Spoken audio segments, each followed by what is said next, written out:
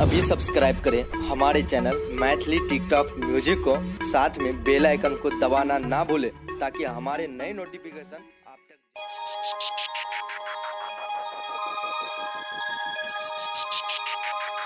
कवना दिशा में जान रहेले कृष्णा यादव। कवना दिशा में जान रहेले हमके बता दे रे पुरबा, कवना दिशा में जान रहेले, कवना दिशा में जान रहेले। हमके बता दे रे पुरबा, कवना दिशा में जान रहेले, कवना दिशा में जान रहेले। पागल दिलावा रहिया निहारे, बिरही के मारना सहेले। हमके बता दे रे पुरबा, कवना दिशा में जान रहेले, कवना दिशा में जान रहेले। डीजे कृष्णा यादव।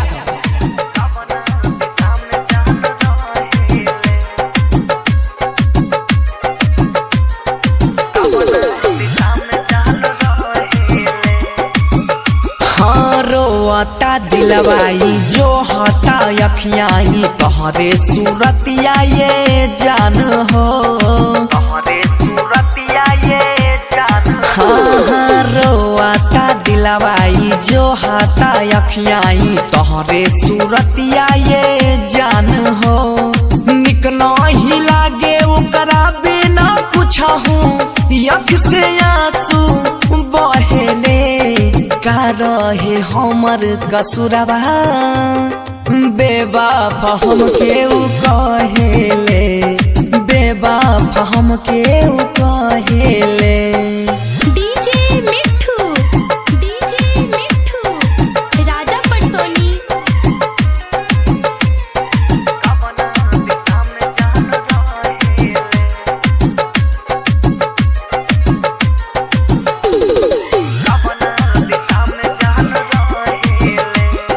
प्यार ऊ बचपन के बात, लड़कपन के कैसे के हम भूल जाई हो, कैसे के हम भूल जाई हो। प्यार ऊ बचपन के बात, लड़कपन के कैसे के हम भूल जाई हो। भोरबा कोरबा में बैठो तो रहले, बहुते याद आवेले।